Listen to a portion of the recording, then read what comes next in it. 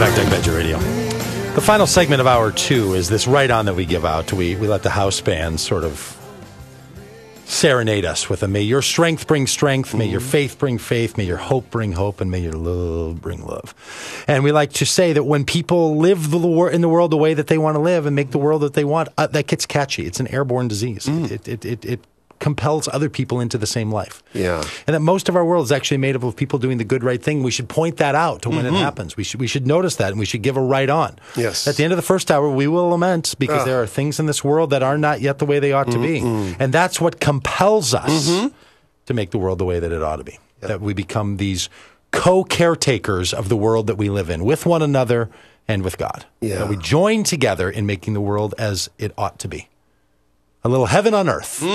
As the religious phrase used to put it. So we like to give a right on to people. We like to give a shout out. We like to call that out, sometimes in big narratives and sometimes in particular stories. Tell them about the dream, Doug. Tell them about Darren Duffenbaugh. Whoa, just hang on a second. Okay. Darren Duffenbaugh gets the right on. Okay. I've never met Darren Duffenbaugh. I don't know Darren Duffenbaugh. Your loss. But this fella gets the right on. Okay. I was speaking at an event in California. Wednesday, Thursday, Friday. Not Saturday? Flew home on Saturday. It was with the Seventh-day Adventists, by the way. They do. They don't do stuff on Sabbath Saturdays. on Saturday. So no. Darren Duffenbaugh. But Darren Duffenbaugh doesn't live in Los Angeles area where I was. No. He doesn't live in Minneapolis where I am. He lives in Ohio. Oh, sorry.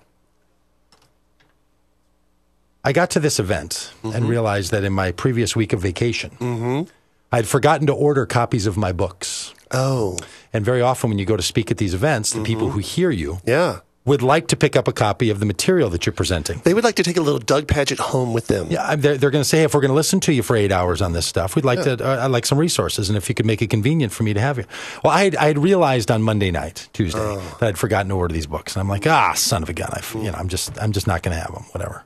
So I get there, and people said, oh, do you have your resources? Because our people really like having those here. And I said, you know what, I had a new book come out this week, and shamefully, I was enjoying vacation, and it slipped my mind, and I didn't get the order in.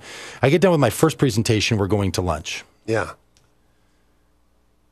The fella says, you got books that we could have? Because we'd love to have them here. And I said, no, I don't. He goes, boy, he kind of laid it on the way the Seventh-day Adventists will. It really would be great. So I said, well, let me call the publisher.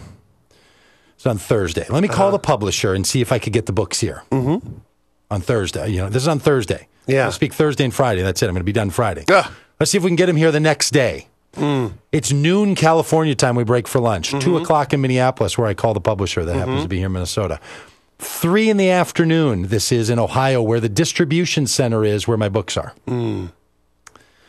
I call, put the order in. The guy at the call center says, I'm going to put the order in to the distribution center over in Ohio, but 3 o'clock is their cutoff. Oh.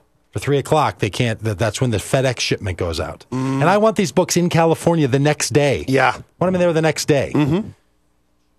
Because the people would like them. They're clamoring. And I forgot. So he says, well, the shipping's going to be a lot.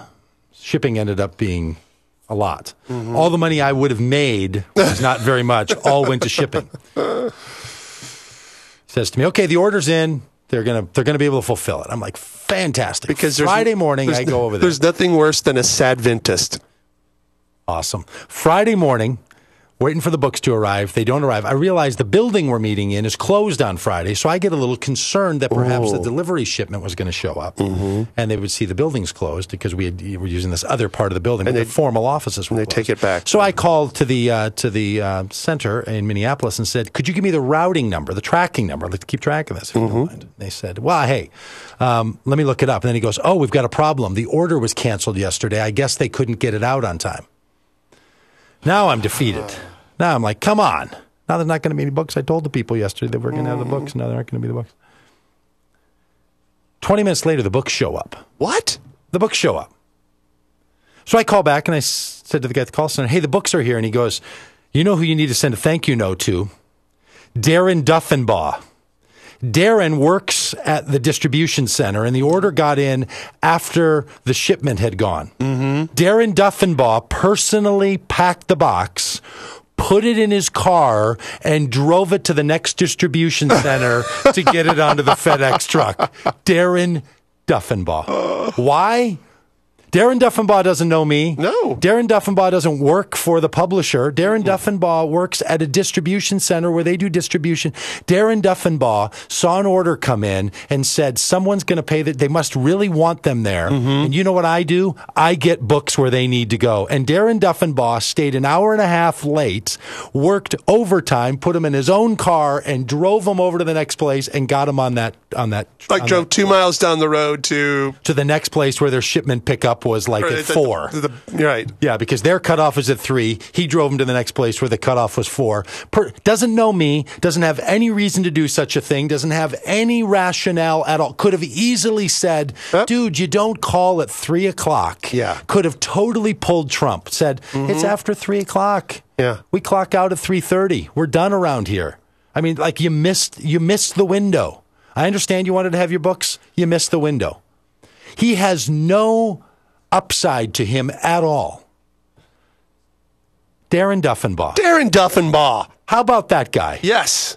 Right, not just because I got my books or whatever. I didn't make any money. The people are happy. But here's a guy who says, you know what my job is? I work at a distribution center, which a lot of people in our country would say, oh, this poor guy he's working in a warehouse. He packs boxes and loads them onto a truck.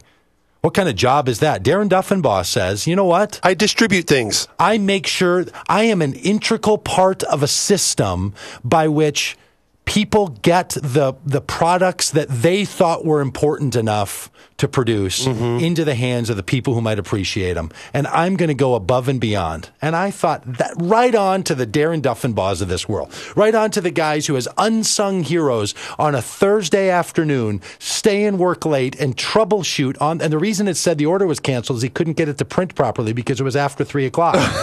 So he personally made it happen.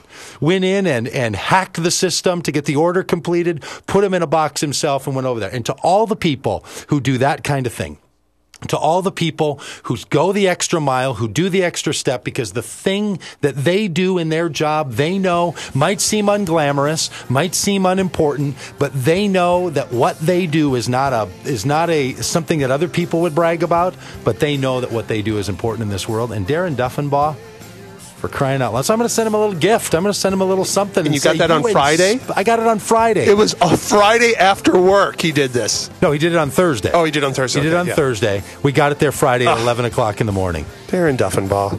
And to all the Darren Duffenbaughs of this world who go the extra mile and do that. Right on. Good right for you. on, to yes. Everyone whose strength brings strength, whose faith brings faith, whose hope brings hope. Yes. And whose love brings love. And whose extra effort brings about the very thing that makes somebody else say, good for us in this world. Yes.